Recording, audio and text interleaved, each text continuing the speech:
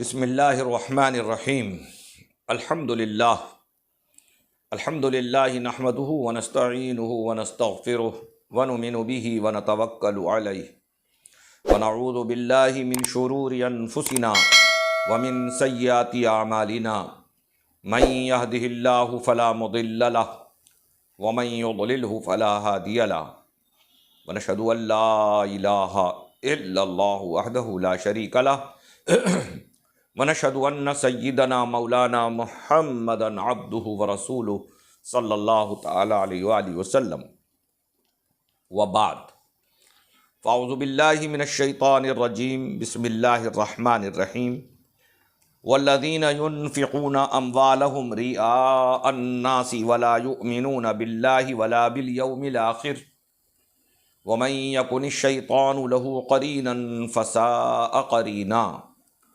صدق اللہ المولانا العظیم وبلغنا رسولہ النبی الامین الکریم ونحن علی ذلک لمن الشاہدین والشاکرین والذاکرین والحمد للہ رب العالمین۔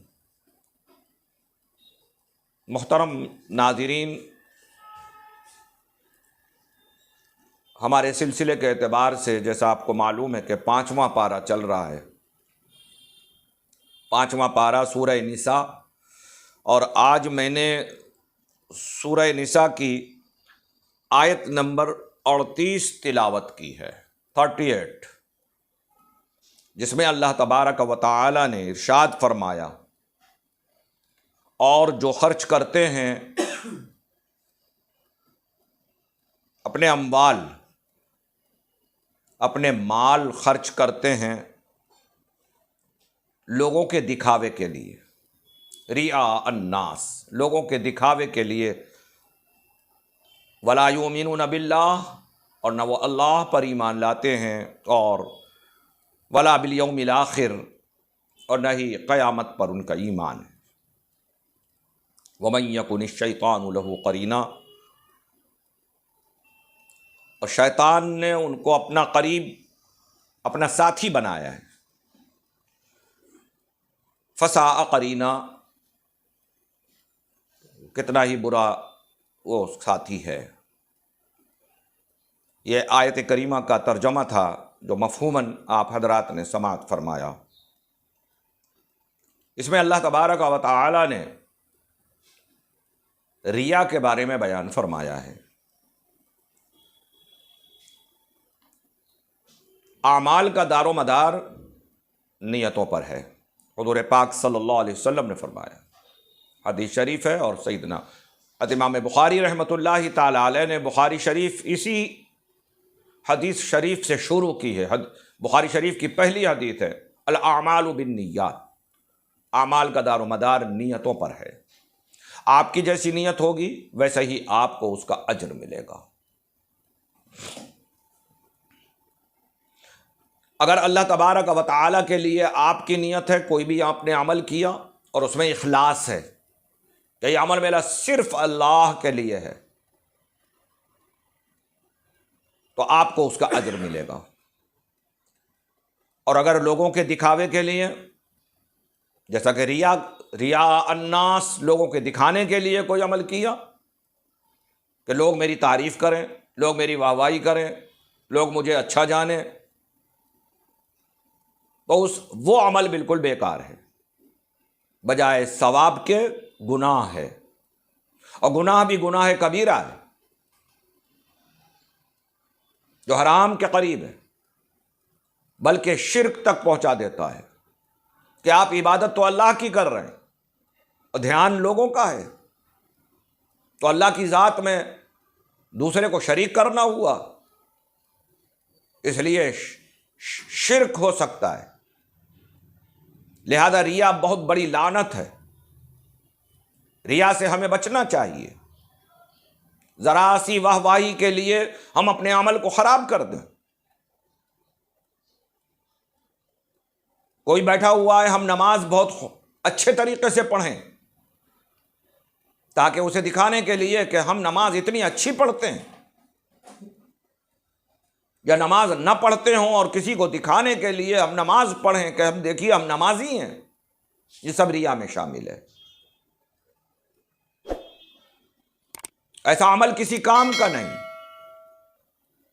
عمل اللہ کی رضا کے لیے ہو تو اللہ کے یہاں اس کا اجر ملے گا۔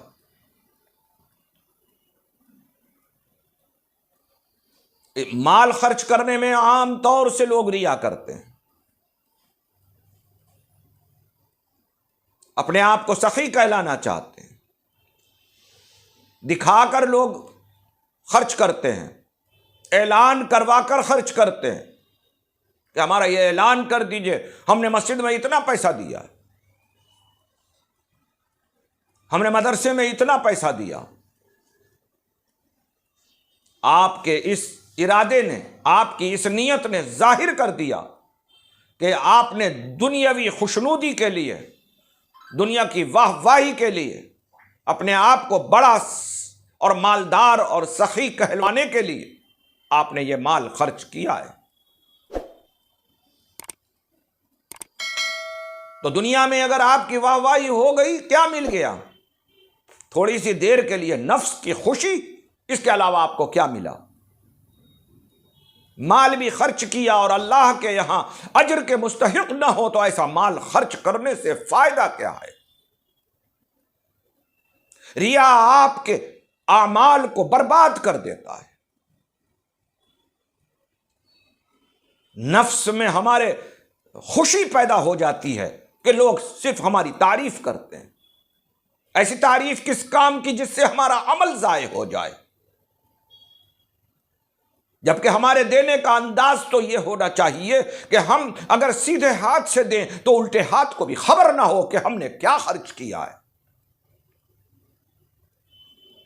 ہمارے خرچ کرنے کا انداز یہ ہونا چاہیے کہ لوگ، لینے والا بھی ہمیں ہماری تعریف نہ کرے۔ ہماری نیت یہ نہیں ہونا چاہیے لینے والا بھی ہمیں کچھ اس کا بدلہ دے، لینے والا ہماری تعریف کرے، لینے والا ہمیں دعائیں دے۔ ہماری تو یہ بھی نیت نہیں ہونا چاہیے۔ اگر لینے والے نے آپ کو دعا دے دی اس کے بدلے میں تو وہ تو آپ کا بدلہ ہو گیا، آپ نے کیا دیا؟ لینے والا دعا دے وہ اس کا کام ہے، لیکن ہماری نیت نہ ہو کہ لینے والا بھی ہماری تعریف کرے، ہمارے لیے دعا دے۔ حضرت عائشہ صدیقہ رضی اللہ تعالی عنہا جب کسی مستحق کے پاس کوئی چیز بھیجا کرتی تھی تو جس کو دیتی تھی اس سے کہتی تھی، لینے والا جو بھی الفاظ کہے، جو جملے کہے، دعائیں دے، وہ غور سے سننا اور مجھے آ کر بتانا۔ لہذا جب وہ دے کر واپس آتا تو پوچھتی اس نے کیا کہا، تو بتانے والا بتاتا کہ اس نے یہ کہا ہے، تو آپ وہ دعائیں، وہ الفاظ، وہ جملے واپس اس کو کہ جس کو مال بھیجا تھا اس کے لیے وہ دعائیں کرتی، وہی دعائیں واپس اس کے لیے کرتی اور پھر فرماتی کہ میں نے دعا کے بدلے میں دعا دے دی اور جو مال میں نے اللہ کے لیے دیا ہے وہ خالص اللہ کے لیے باقی رہ گیا۔ ہماری یہ سوچ ہونا چاہیے۔ کتنی احتیاط حضرت عائشہ صدیقہ رضی اللہ تعالی عنہا فرماتی تھی ریا سے بچنے کے لیے، اور ہم ہیں کہ بڑے خوش ہوتے ہیں کہ لوگ ہماری تعریف کریں۔ لہذا یہ ذرا سی دیر کی خوشی کسی کام کی نہیں ہے، اللہ کے یہاں اس کا کوئی آپ کو اجر ملنے والا نہیں ہے۔ ریا کی نیت سے نہ نماز پڑھی جائے، نہ روزہ رکھا جائے، نہ زکوٰۃ دی جائے، نہ حج کیا جائے۔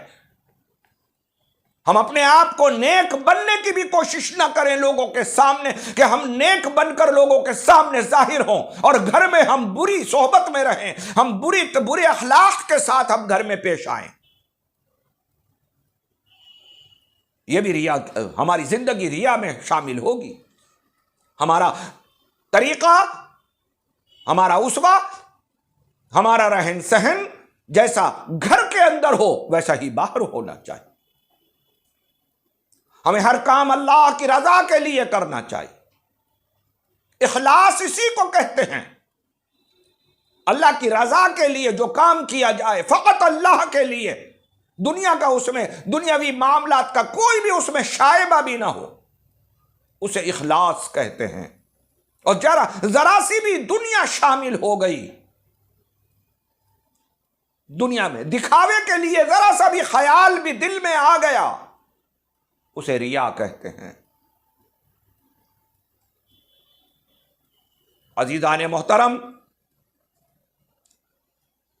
حضرت ابو ہریرہ رضی اللہ تعالی عنہ نے ایک حدیث بیان فرمائی، اتنی سخت حدیث شریف ہے یہ کہ حضرت ابو ہریرہ رضی اللہ تعالی جب اس کو بیان کرنے کے لیے کھڑے ہوئے لوگوں کے سامنے، اور جب کہا قال رسول اللہ صلی اللہ علیہ وسلم، اس کے آگے بیان کرنے کی تاب نہ لا سکے اور بے ہوش ہو کر زمین پر گر گئے۔ ہوش آیا، پھر کھڑے ہوئے، پھر کہا قال رسول اللہ صلی اللہ علیہ وسلم، اور پھر تاب نہ لائے اور پھر بے ہوش ہو گئے۔ 3 مرتبہ اسی طرح بے ہوش ہوئے آپ۔ اب سمجھ لیجئے کہ حضرت ابو ہریرہ 3 بار بے ہوش ہو کر زمین پر گر رہے ہیں، اور وہ الفاظ بیان نہیں کر پا رہے ہیں، وہ جسارت نہیں کر پا رہے ہیں جو حضور پاک صلی اللہ علیہ وسلم نے بیان فرمائی۔ کتنی اہم حدیث ہوگی وہ، سنیے کیا ہے وہ۔ پھر ہوش میں آنے کے بعد ہمت جٹائی، اور ہمت جٹانے کے بعد آپ نے بیان فرمایا کہ رسول پاک صلی اللہ علیہ وسلم نے ارشاد فرمایا کہ کل محشر میں 3 لوگ اتنے اہم دنیا میں کام کرنے کے باوجود بھی جہنم میں ڈال دیے جائیں گے، جن میں ایک قاری سے مراد اس میں تقریر کرنے والا بھی ہوں، جو بھی دین کا کام کرنے والا جس نوعیت سے بھی وہ قاری میں شامل ہے، کہ قرات کرنے والا اگر اس نے قرات کی ہے، قرآن کریم کو تجوید سے پڑھا اور سنایا، اور بڑے جلسوں میں اس نے قرآن کریم کی تلاوت کی اور لوگوں سے واہ واہ اور داد تحسین لوٹی، اور اس کی نیت تھی کہ لوگ مجھے قاری کہیں، کل اللہ کی بارگاہ میں جب وہ قاری پیش ہوگا، اللہ تعالیٰ ارشاد فرمائے گا تو نے اپنی زندگی کس طرح گزاری؟ وہ بڑی محبت سے کہے گا کہ پروردگار میں نے اپنی زندگی قرآن کریم سیکھنے اور لوگوں کو سکھانے میں گزاری ہے۔ کیا چاہتا ہے پروردگار؟ آج میں اس کا بدلہ چاہتا ہوں۔ اللہ تعالیٰ ارشاد فرما، عالم الغیب ہے، وہ تو دل کے نیتوں کو جانتا ہے، ارشاد فرمائے گا اے قاری تیری نیت آج کے لیے نہیں تھی، تیری نیت تو دنیا میں اپنے آپ کو قاری کہلوانے کی تھی، لہذا میں نے تجھے ساری دنیا میں قاری صاحب قاری صاحب قاری صاحب کہلوا دیا۔ لوگوں نے تیری تعریف کی، تیرے پڑھنے کی تعریف کی، تیری تلاوت کی تعریف، تیرے انداز کی تعریف کی، لہذا تو جو چاہتا تھا وہ دنیا میں تجھے بدلہ مل گیا، آج کے بدلے کے لیے تو نے کچھ نہ کیا، لہذا اے فرشتوں اٹھاؤ اس کو اور سر کے بال سے گھسیٹتے ہوئے لے جاؤ اور جہنم میں ڈال دو۔ دن ساری زندگی قرآن کریم کی خدمت کرنے والا جہنم میں ڈال دیا جائے گا اگر اس کی نیت ریا ہوگی۔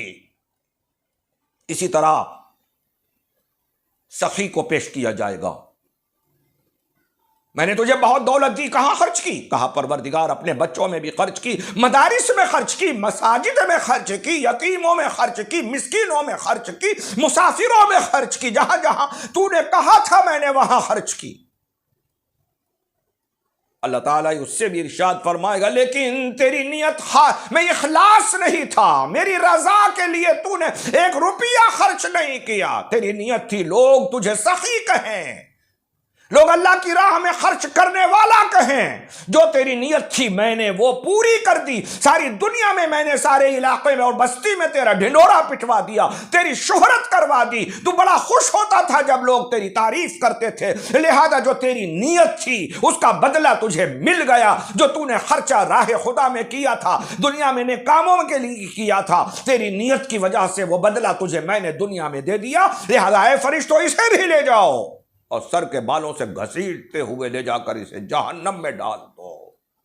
اسی طرح تیسرا شہید ہو، اللہ کی بارگاہ میں کھڑا ہوگا، میں نے تجھے زندگی دی تھی، میں نے جان دی تھی، تو نے اس کا کیا کیا؟ کہا مولا تیرے نام پر دشمنوں کے سامنے لڑتے لڑتے تیرے دین کے فروغ کے لیے ختم کر دی اپنی جان، اور اپنی جان کو ختم کر کے میں تیری بارگاہ میں حاضر ہو گیا اور میں شہید ہو گیا۔ جو شہیدوں کے لیے تو نے وعدہ کیا ہے مولا مجھے اس دولت سے مالا مال فرما، اس انعام سے مجھے نواز۔ اللہ تعالیٰ اس سے بھی یہ ارشاد فرمائے گا تو گھر سے نکلا تو تیری نیت تھی لوگ مجھے پہلوان کہیں، لوگ مجھے ہمت والا کہیں، لوگ مجھے حوصلے والا کہیں، لوگ مجھے جری کہیں، لوگ مجھے بہادر کہیں، فن سپاہ گری کا ماہر کہیں۔ تیری جو نیت تھی میں نے تجھے پوری بستی میں بڑا جیالہ کہہ کے لوگوں میں ظاہر کر دیا، لوگ تجھے بڑا اچھا، بڑا طاقت والا، بڑا پہلوان جانتے تھے، مانتے تھے، اور تو ان کی تعریف کرنے پر خوش ہوتا تھا۔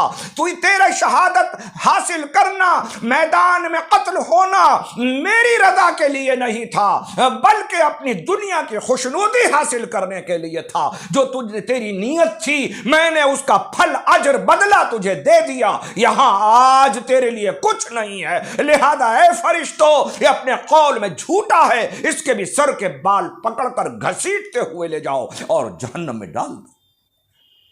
اتنی اہم حدیث سننے کے بعد بھی کیا آپ کے اندر ہمت ہے کہ آپ اپنے 1000-2000 روپیہ خرچ کریں اور راہ خدا میں خرچ کریں اور اس میں ریا ظاہر ہو جائے؟